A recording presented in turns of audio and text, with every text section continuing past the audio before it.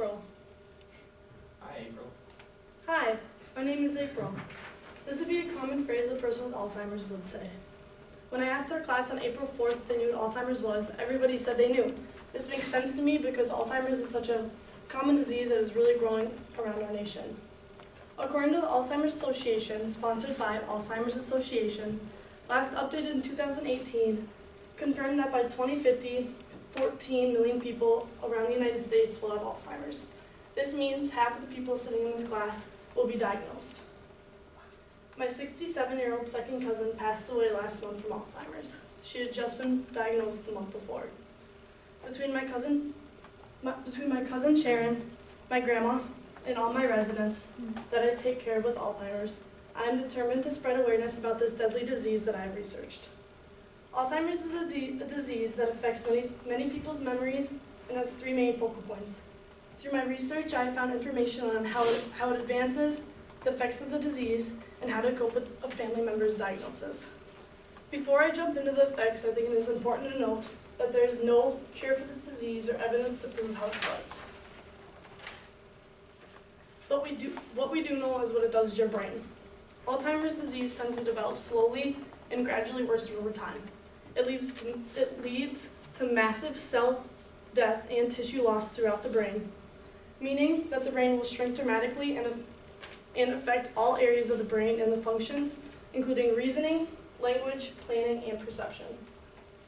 Their cortex is going to shrivel up, damaging the areas of thinking, remembering, and planning.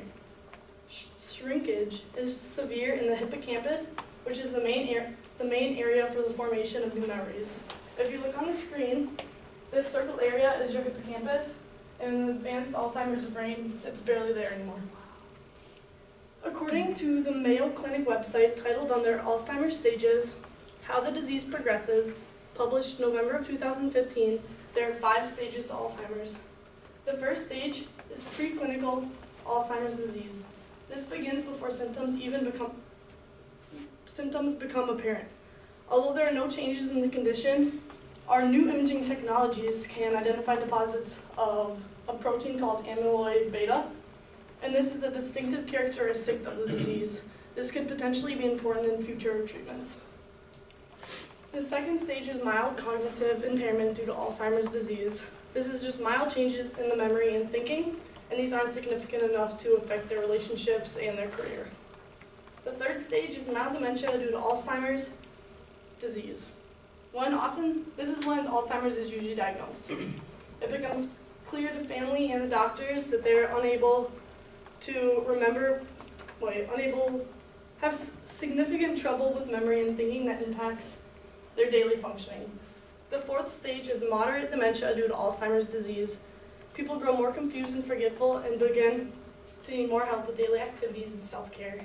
The fifth and final stage is severe dementia due to Alzheimer's disease.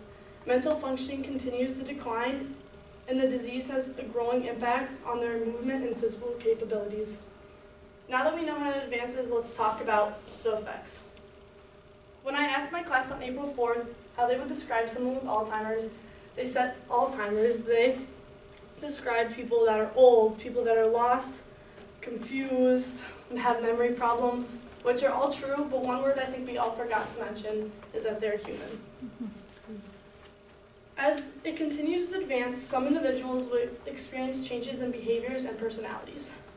I have a few residents I take care of that become very mean at times. I've been hit in the face to the point where it bruised and swelled up the next day.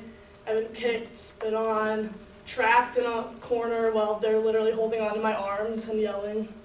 And I just have to remember that this isn't them. This is their Alzheimer's speaking to me. Next, we have some individuals that will experience hallucinations and remembrance in events that do not happen. For example, my mom calls me on the phone frequently when she is with my grandma. Every time I ask her what she did that day. And it's normally like, oh, I went skiing, I went down to Chestnut Beach, I went out to eat with your grandpa. All things I know she didn't do, but at least she's having a good time up in the nursing home. Some individuals will experience loss of recognition in family and friends. This not only affects a person with Alzheimer's, but the whole family. I've worked in a memory care facility for almost over a year, and I've never once seen over half of my residents have a visitor. They just sit there alone because they don't know who anybody is anymore, and their families don't know how to deal with that. This brings me to my next point: how to cope with the loved one's diagnosis with Alzheimer's. I've researched a few things that family members can do to comfort their loved ones. They can continue to participate in as many activities that they used to enjoy. This could include reading, listening to music, playing cards. I have a resident that does that all the time. Another thing is update them on their family, show them pictures of their grandkids, their kids, what they're doing, where they're at. It makes a difference. It makes them really happy. And the final thing is bring them to family events, even if this is Christmas, their granddaughters, dance recital, anything that will make them happy. I've also researched a few things you should never do with a person with Alzheimer's. According to Verywell Health article titled "What Not to Do with People with Alzheimer's Disease," updated February 16th of 2018, Esther Romana stated a few things we should never do to a person with Alzheimer's. First, do not quiz them. Do you know who I am? Do you remember the last time I visited you? This will just increase their anxiety and do more damage than good. Next, don't stop visiting them just because you think they won't remember your visit. Even if she isn't able to remember that you visited her last, research shows that the feelings you create last far longer than the duration of your visit. Those feelings can shape the rest of your day by influencing how she responds to others, how she feels, and even how she eats. And finally, don't talk to them like they're a baby. A person with Alzheimer's is an adult, and let's treat them like it. Throughout my research, I now know that Alzheimer's is a very scary and dangerous topic. In conclusion, Alzheimer's is rapidly spreading across our nation. Alzheimer's is a disease that affects people's memory and has 3 main focal points. To review my research, we noted how it advances the effects of the disease and how to cope with a family member's diagnosis.